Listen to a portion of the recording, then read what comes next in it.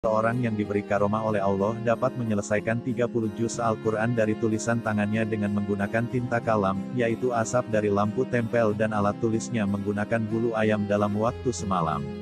Al-Quran tersebut saat ini berada di Museum Keraton Sumeneb dengan Salam dari channel Hikayat Ulama Nusantara, inspirasi ulama Indonesia. Ditonton ya, semoga bermanfaat. Memberikan secercah cahaya dan sebuah harapan. Bismillahirrohmanirrohim. Hai. Kali ini, saya akan menceritakan seorang raja yang sufi lagi berbudi luhur. Raja yang oleh masyarakatnya sangat disenangi dan disegani karena sikap bijak dan rasanya yang merasa satu dengan masyarakat, sehingga ia sangat merasakan apa yang dirasakan oleh rakyatnya. Baiklah, ini adalah raja yang dimaksud. Raja Abdurrahman dengan nama lengkap Sultan Abdurrahman dengan gelar Pakunataningrat. Seorang raja yang selalu dirindukan sekaligus dikenang oleh masyarakat Sumeneb, Madura, Jawa Timur. Raja Abdurrahman, lahir di Sumeneb pada tahun 1194 Hijriah. Raja Abdurrahman merupakan putra Panembahan Sumolo, Raja Sumeneb yang memiliki gelar Notokusumo pertama. Panembahan Sumolo kawin dengan Raden Ajeng Maimunah dari Semarang. Raden Ajeng Maimunah adalah putri Raden Marmowijoyo alias Kanjeng Pangeran Adipati Aryo Suroadi Menggolo III, penguasa Semarang. Panembahan Sumolo tercatat memiliki 8 putra-putri dari 3 orang istri. Putra pertamanya ialah Pangeran Panggung, Raden Aryo Kusumodiningrat, yang lahir dari istri Putri Adipati Sedayu. Putra tertua ini awalnya dipersiapkan mengganti ayahnya. Namun, karena beberapa hal, Pangeran Panggung kurang disukai warga Sumeneb. Sehingga dengan campur tangan pihak kolonial, beliau diangkat menjadi Bupati Pasuruan, setelah sempat menjabat sebentar sebagai Adipati Sumeneb sepeninggal Panembahan Sumolo. Raden Bagus Abdurrahman dilahirkan. Setelah itu beliau diubah namanya menjadi Raden Aryo Tirtodiningrat. Nama tersebut berganti lagi setelah dewasa menjadi Pangeran Aryo Notonegoro. Sepeninggal ayahnya, pada tahun 1230 Hijriah, bertepatan dengan 1811 Masehi, Pangeran Aryo Notonegoro diangkat sebagai Adipati Sumeneb dengan gelar Panembahan Notokusumo II. Gelar tersebut kemudian diganti dengan Sultan Pakunataningrat setelah selesai peristiwa Perang Jawa, 1830 Masehi. Kepribadian Sultan Pakunataningrat dilukiskan sebagai sosok yang arif dan berakhlak mulia. Sehingga beliau tak hanya disegani rakyatnya, namun juga warga asing, baik Belanda maupun Inggris yang sempat menjajah Nusantara. Dalam sebuah manuskrip yang disimpan keturunan Sultan, Raden Idris di kampung Pangeran Letnan Kolonel Hamzah, Kepanjin, Sultan Pakunataningrat dikenal juga sebagai pribadi yang alim dan luas ilmunya. Beliau sejak masih kecil atau mumayyiz sudah hafiz kitab suci Al-Quran. Sebelum beranjak dewasa, beliau sudah disebut sering terlibat dalam majelis ulama.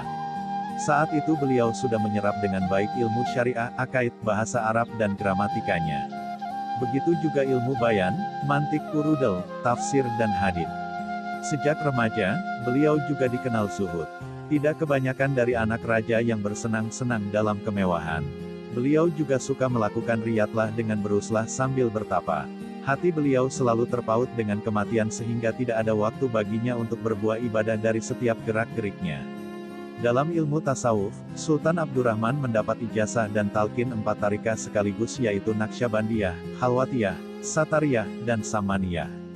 Karena sangat haus terhadap ilmu, Sultan Abdurrahman selalu mencari guru.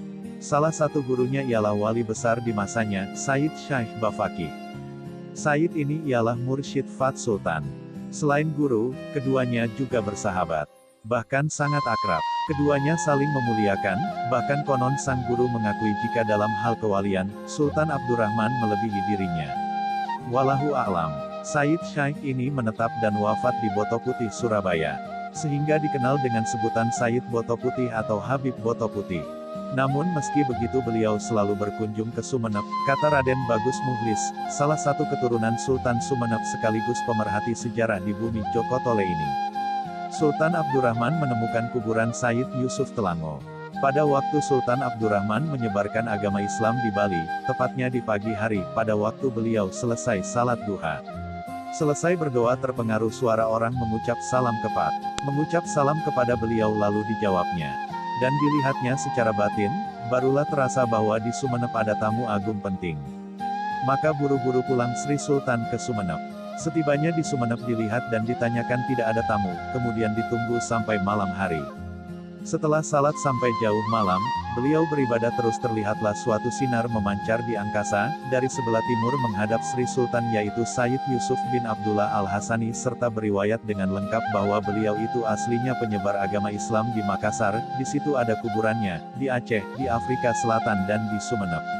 Orangnya 1, kuburannya 4. Ini bukan keanehan bagi orang ahlus silsilah sufi. Keesokan harinya setelah salat subuh, maka berangkatlah Sultan Abdurrahman ke Pulau Telango dengan rombongannya.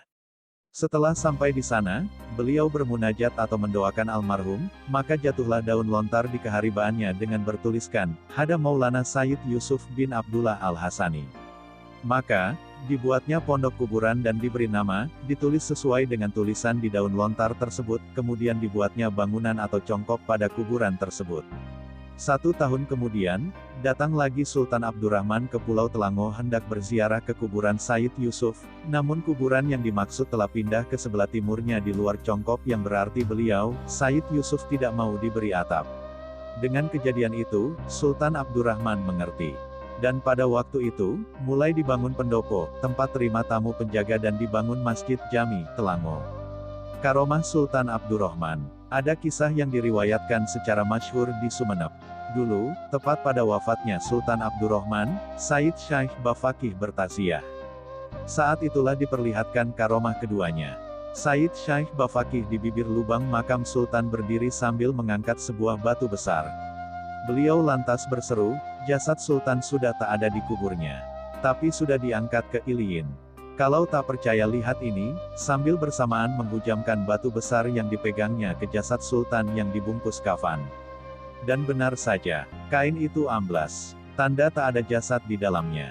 Ketika itu Sayyid Syekh Bafakih berkata, seandainya Sultan ini tidak berat dengan pangkat keduniawiannya sebagai raja, niscaya keluarganya tidak bisa menyentuh jasadnya. Sebelum peristiwa itu, ada riwayat turun-temurun juga.